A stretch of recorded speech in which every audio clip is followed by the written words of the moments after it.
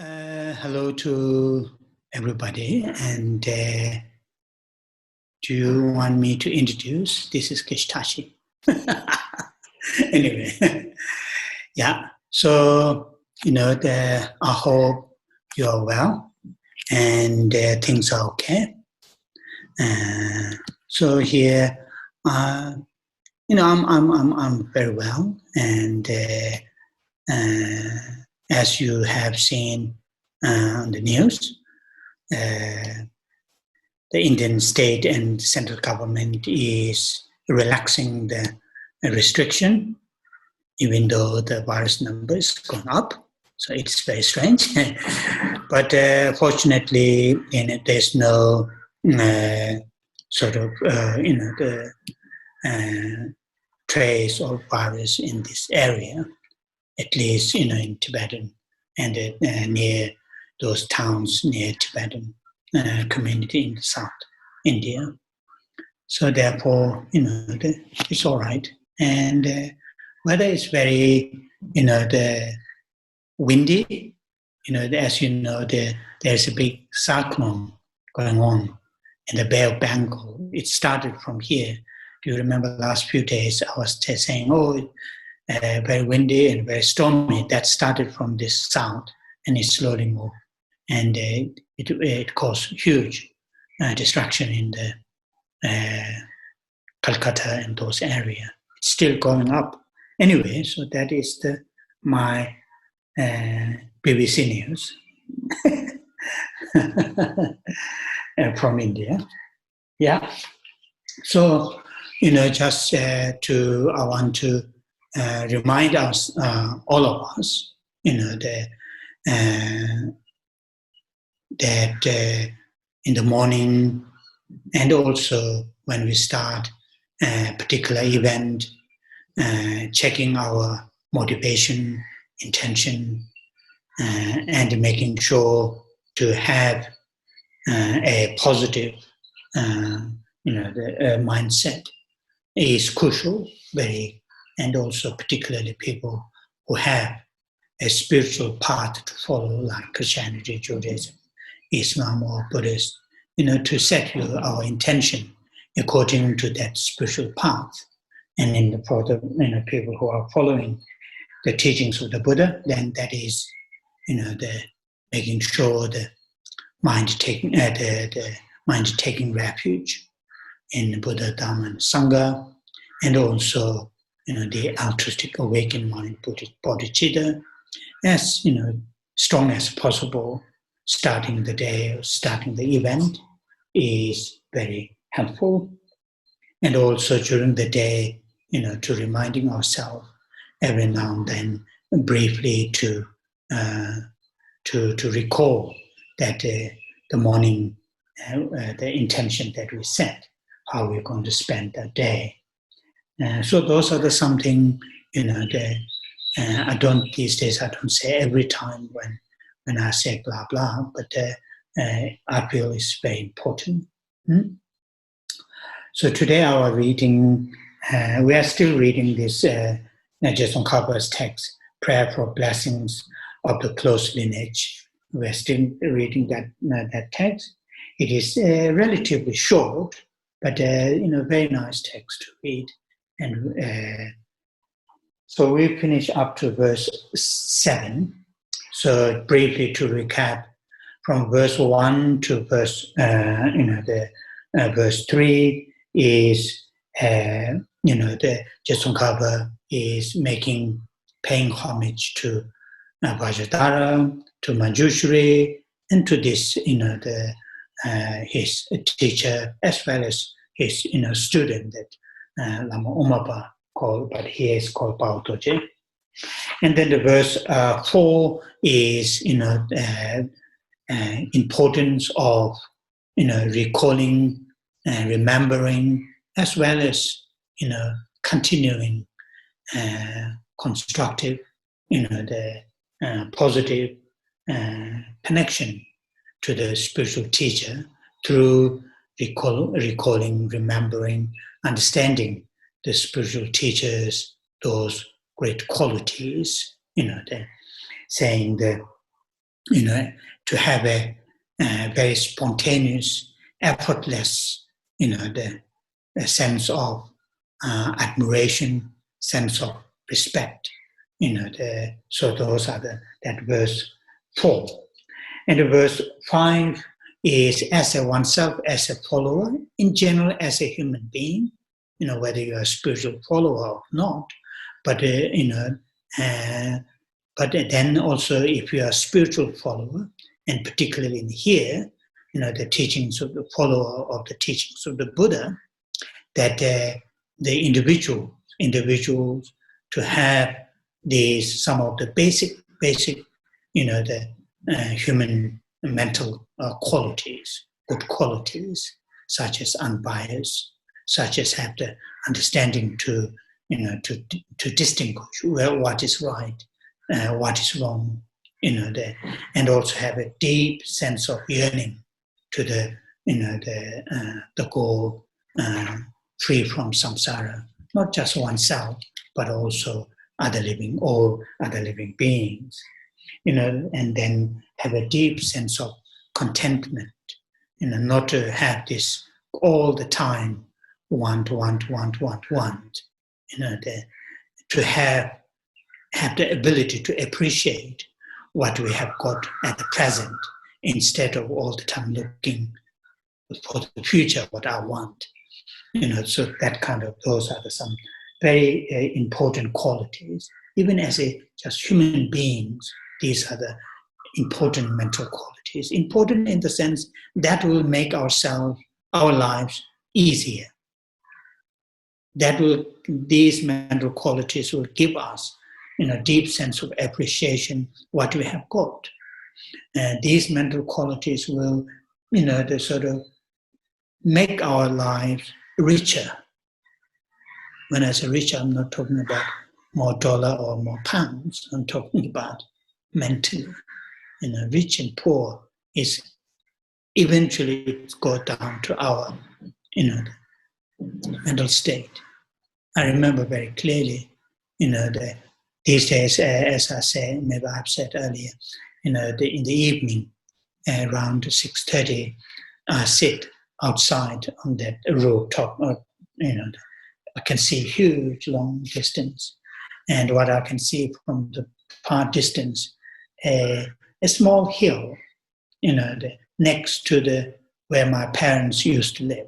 And in other words, still some of my relatives still live there, village. And that close to a village, there's a relatively not huge mountain hill, but a hill mountain between those two.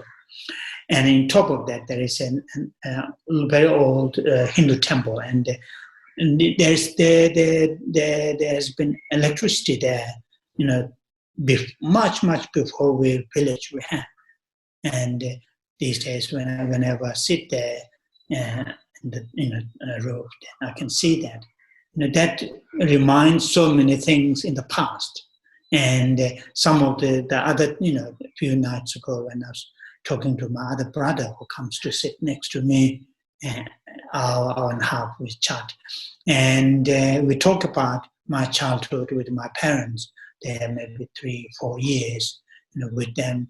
And the situation, the condition compared to these days, even our whole, the month expenses just for the mobile phone and the television, may, cover the entire 2 months of my parents' expenses, even more. So we're talking about this. So rich and poor, it's really, of course, basic needs, and now more the Indian styles. When I said this is the Indian stuff because they eat, with hands and not with forks and spoons, very complicated, which should hold in which hand, right or left forks, and you constantly change. It was very uncomfortable. So Indian is very natural, just wash the hand. And so of course, the basic necessities, food and shelters, of course. But when you reach above that, then really rich and poor, sorry, rich and poor is, the very much comes to mindset. So anyway, that is here, verse 5. And verse 6 and 7. Verse 6 is really, talking about actual setting the spiritual journey as a follower of the teachings of the Buddha. And then how the spiritual journey is set. It is set through, what you call the cultivation of renunciation. Renunciation in the sense initially to have a less grasping, less attachment, less you wanting of some of these worldly things and events which are not that much long-term meaning to ourselves and to others. And that is done through, contemplating, recalling the nature of impermanence. So, and really deeply, remembering, not just verbally saying, nature, things are impermanent, life is impermanent, not verbally saying it, but really remembering it. By remembering that from the heart level, then, what that understanding will do, reduce the attachment, grasping to this world's, those, meaningless affairs. Then the next verse 7 is, really cultivation of what you call the great compassion, loving kindness towards all living creatures, through cultivation of that living beings are one's own very dear friends, or very close to ourselves. If it is possible, their well-being, their welfare is more important than one's own living beings, one's own well-beings or welfares. So that kind of training ourselves, that Shantideva said very clearly in a Guide to the Bodhisattva Way of Life. This body, which recently there's a very nice article in BBC, saying how much your body is yours, and going through the very almost exactly the same what Shantideva is arguing. That how our mind learns something which is not ours, but our mind learns saying this is mine, and holds very strongly. And this body, basically, we all know, comes from our parents' genes. And that multiplies through our eating, whatever. Otherwise, originally it comes from.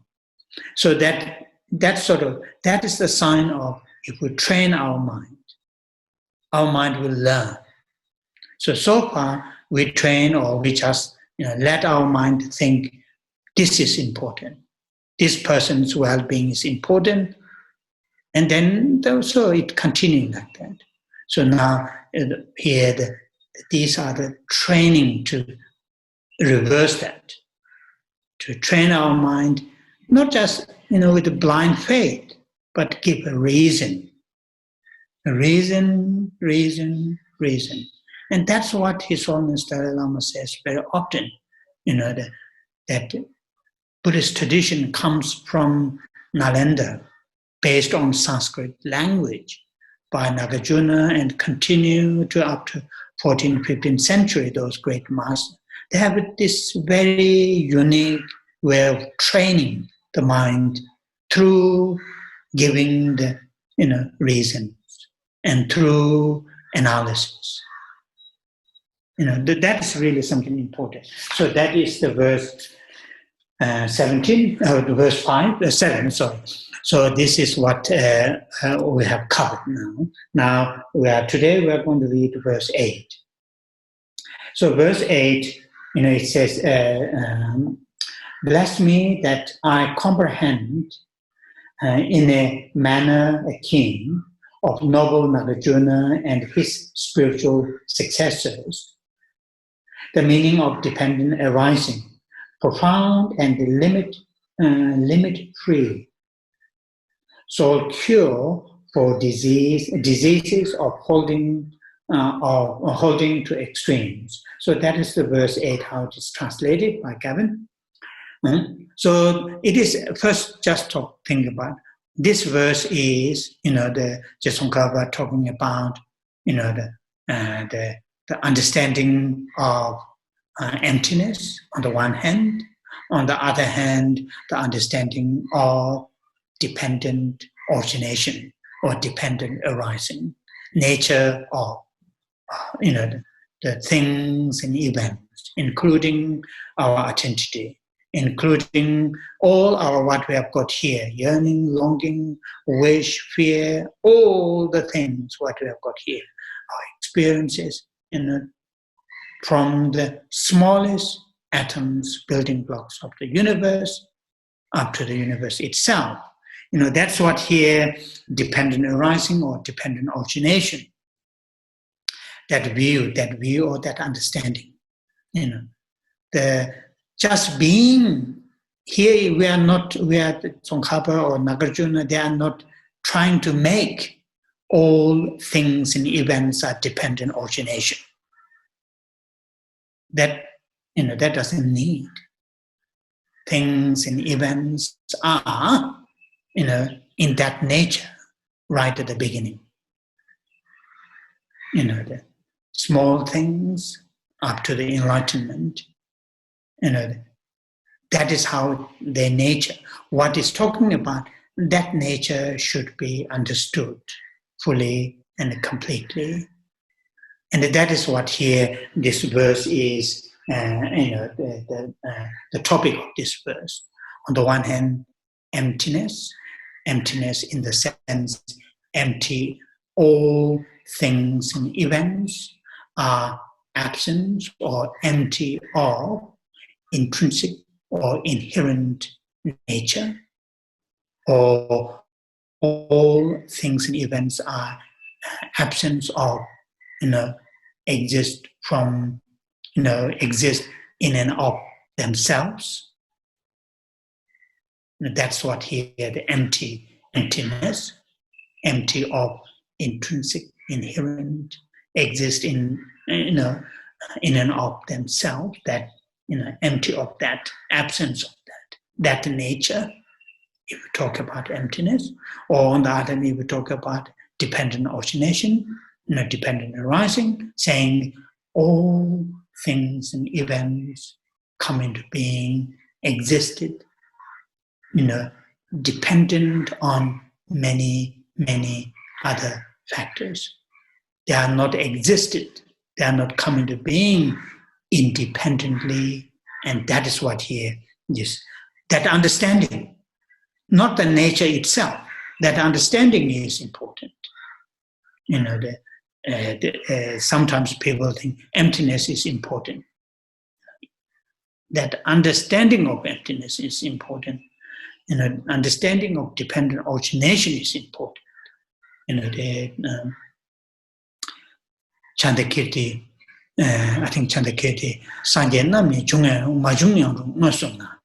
So what does that mean? Whether Buddha comes on this world or not, the nature of emptiness, things and events being empty or being absence of that nature, absence of intrinsic nature, is there.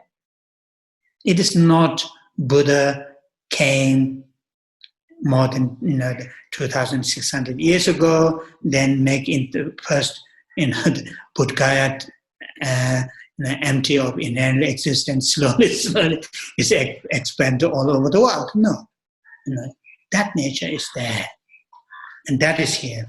This verse. So now I'm going to explain a little bit based on Tibetan, that verse. Tanzin Nekun Seve Menjipo. Tanzin, and here translated saying that, the holding of extremes.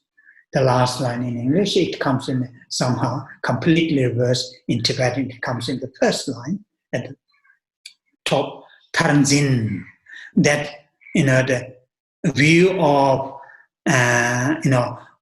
grasping or view of two extremes, extreme of nihilism and extreme of eternalism. So nihilism in the sense, the thing, viewing, believing, thinking, the things and events around us, within us, ourselves, our joys, happiness, our suffering, they don't have, their existence is not dependent on causes and conditions. Their existence is some kind of spontaneous or some kind of accidental, and that is, the view of nihilism from the Buddhist point of view. And this nihilism and eternalism is very much from the particular philosophical point of view, and that's what. And the other, what that will do, what that view is extreme. Why it's called extreme view? From the Buddhist point of view, it is very extreme in the sense, if you hold that view, then our code of conduct, our behavior, our whole sort of lifestyle is some kind of, there's no regard to the what you call our own actions, and that is why it's called extreme. I remember watching a documentary about the Second World War, and particularly some of those Nazi the leaders, their attitude. Why they are able to set up that kind of very, very, very, the sad, that those, what you call the gas chambers. That is the extreme, they hold that extreme view. They just disregard those people's feelings and all those things. And that, there's this sort of, view of, extreme view of nihilism. Nihilism in the sense, my actions will not have any, impacts to me, positive or negative, or my joy, happiness, whatever I'm having, all these things, these are happened, very coincident. These are not related to my past actions or the pain, difficulties. That is, from the Buddhist point of view, extreme of nihilism, and it is a very wrong view. This will destroy our own future, and this may cause, or that kind of view, if people who hold that kind of view may cause huge destruction to the others. And that's the one view. The other view, the eternalist view, and again, that is, thinking, eternalist in the sense, there's some sort of, static, some sort of static. Of course, they will say, it's changing. Whether it's changing, yesterday was very gray, today is sunny, yesterday was, chilly, today is hot. Of course, these people will not, what you call they will hold those changes, but in the deep down, the joys, happiness, pain, difficulty, that is the here extreme view. And particularly from the Buddhist point of view, this, when we have the view, the belief of there's some kind of intrinsic, inherent, static nature as an individual, as a, whatever joys, happiness, then that is very, for example, this, every culture have, every community, every society have down sort of, very down the what you call the unfortunate culture, unfortunate, like in India, that what you call the caste system. And people believe that. People higher caste, they believe the lower caste have some sort of inferior. And through that, the lower caste also believe that. I remember this very clearly. One of these, when I was a small boy living with my parents, I've said this before, there's some of lower caste people coming to our house to work with the upper caste Indian people. But the upper caste Indian people will come straight to our house, but the lower caste can't dare to come. Even if we say, come, eat with us, but they won't come. So that is believing there's something static, intrinsic, inferior. So that sort of view, very Tanzin Negun Seve Menchipu. So it's saying, the Negun, all the disease, all the illness, all the disease comes from holding these two views. So disease in the sense, some of attachment, aversion, anger, jealousy, and those mental disease. Of course, with those mental disease, eventually lead to the physical disease. That. And Menchipu saying it is the only medicine. It is the only medicine which is the only medicine to dispel all the the illness, or those illness comes from those two graspings. What is that only medicine? Sammotende tata tevede, which is the samo profound. Here translated profound. Profound samo. Profound in the sense, as I mentioned earlier, that we ordinary people, unless if we spend, year after year after year after year, it is difficult to realize that nature of dependent origination. That's why it's called profound on the one hand. On the other hand, profound sangmo, it has when we have that understanding, the understanding of dependent origination, that will really cut the root of cyclic existence. That will really cut or eliminate those two extremes, those two graspings, the eternal view of eternalism, view of nihilism. So in that sense, it is profound. That understanding is profound understanding. It has the ability, when that understanding gradually grows, cultivates within ourselves, then those two extreme views will gradually reduce. That's the only way to do that. And at the time, as I mentioned, there's no company, sadly, there's no company making what you call the vaccination to eliminate these kind of grasping. Fortunately, COVID-19, there are many companies making vaccination. Hope their motivation is to cure not to make huge money. Anyway, I'm very cynical.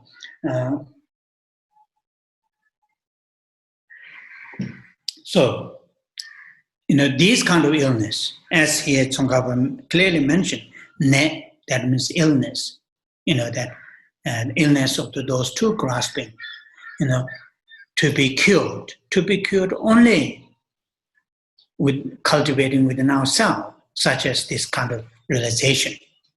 The Sammotende tatang tevelam, tatang telwa, here translated, limit free. In other words, tatang telwa, free from, or beyond the extremes, or the free from those two extremes. Tatang telwa, tatang, beyond extremes. That understanding, our understanding our understanding of dependent origination, that understanding is beyond those two extremes. That means it is in the middle. That's what here the meaning of limit-free. That kind of meaning, that kind of the meaning, or that kind of the explanation, which Nagarjuna Pagjo Lutu Yase Kongbata. These are the intention, these are the understanding of the Nagarjuna and his successors, Nagarjuna's successor of Ayadev, and Buddhapalita, Chantakirti, and so on and so forth. That is their understanding. That's their understanding of how things and events are. And that understanding of how things and events are, that understanding is profound understanding, because that understanding will eliminate the disease of those two extremes. And that understanding is the only medicine to cure those two extremes. And that is really nice. May I have, bless me to have, the understanding of dependent origination, as Nagarjuna and his successors have explained, and as they understood. And that is really this. It is very clear. I just hold it, blah blah blah blah. But that is the meaning of this verse, and very very nicely presented. In Tibetan, it's very poetic, and it's very nice. And when it's chanted slowly, it has a profound effect to your mind. When it goes through, the line by line. So that is the verse 9, verse 8. So I will leave it here. And before I leave, what I will say here again. So for me, verse 6 is, Geshe Tsongkhapa is explaining the what you call the cultivation of, technically called renunciation, or determination to be free from samsara, and technically called renunciation. And the verse 7 is explanation to cultivate bodhicitta. And the verse 8 is explanation to cultivate, the understanding of dependent origination, or right view, sometimes called. So here again, what we will see, again and again, some of the, Tsongkhapa's texts to talk about these three hooks, quite often called the three principal aspects of the path. Here, that is the main, what I can say, that is the main subject. Prior to those verse 6, verse 5 and 4 are the teacher and disciples, how to have those. And the previous three verses are paying homage, and the remaining next verse, little bit longer. Two verses are dedication. And when you read some of the Tsongkhapa's, the communication with his students, his close students, and also some of his teachers, like Rendava, very often Tsongkhapa talks, explains, in this three, and that's really captures. If you read the Lamrim, that is how it is.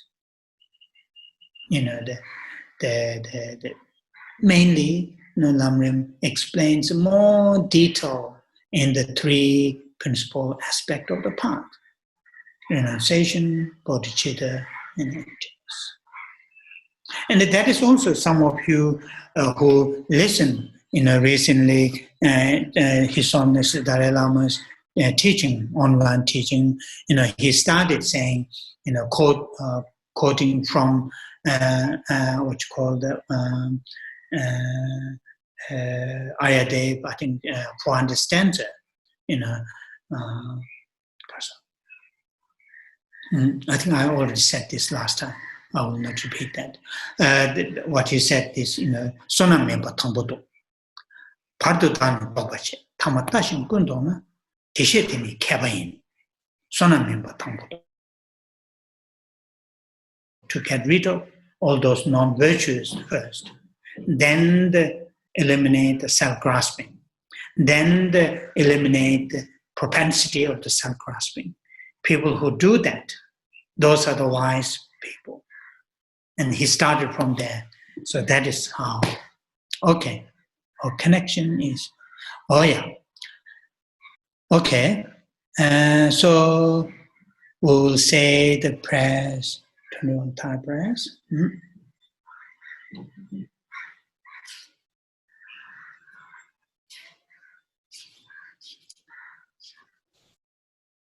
Podal hai ne jone tami jango le dongshi.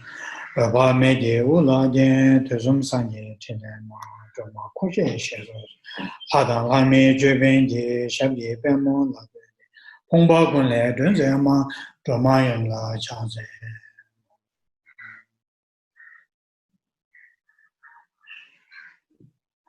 Om je je ma pama joma la chanze.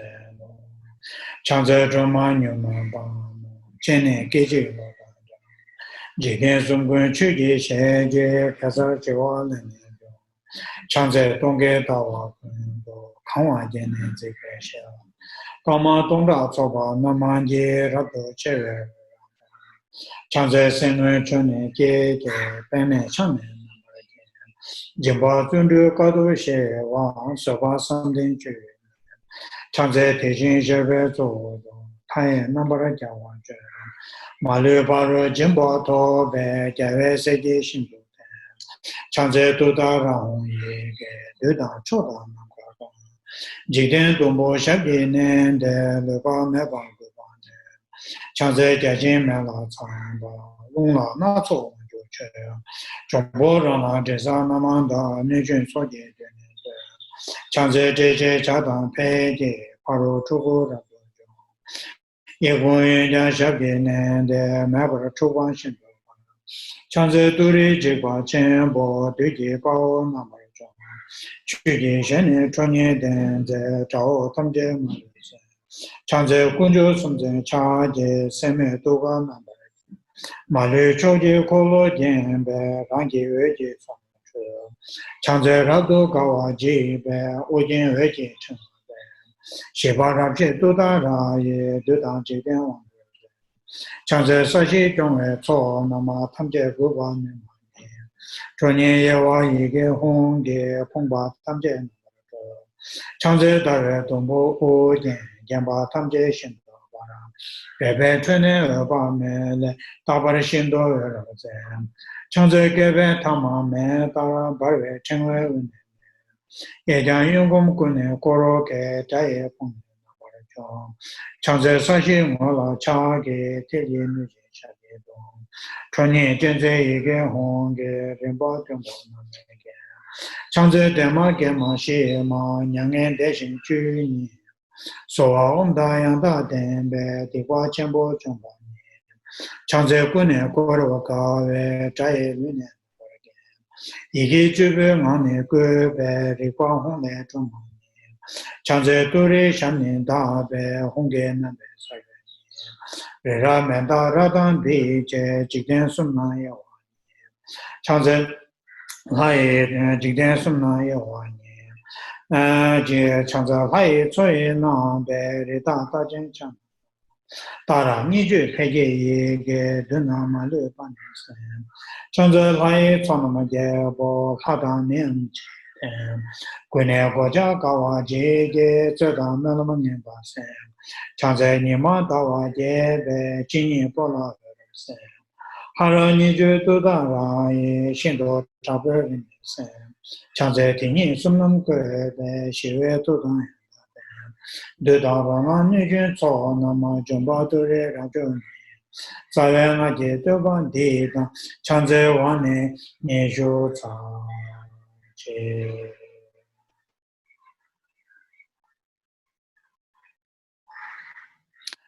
Chanjo senjo rinpo che ma je pa na ma je jo je ba nyam ba me ba kong ne kong do pe wa re ra re kor ve shingam de pendan de wa ma nu jo chen re sen wa ten jin da zo yi sha be si de pa do ten jo che.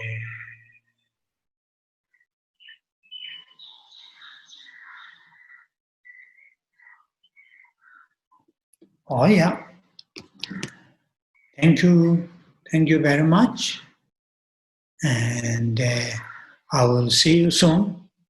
We are now nearly finished. Next time we will finish this text. Then I will check my dream, what text comes into my dream. And, we will, as much as I can, we will read some other text or have some, I don't know, I'll check my dream. Anyway. I'll not tell you also. Okay, take care and see you soon.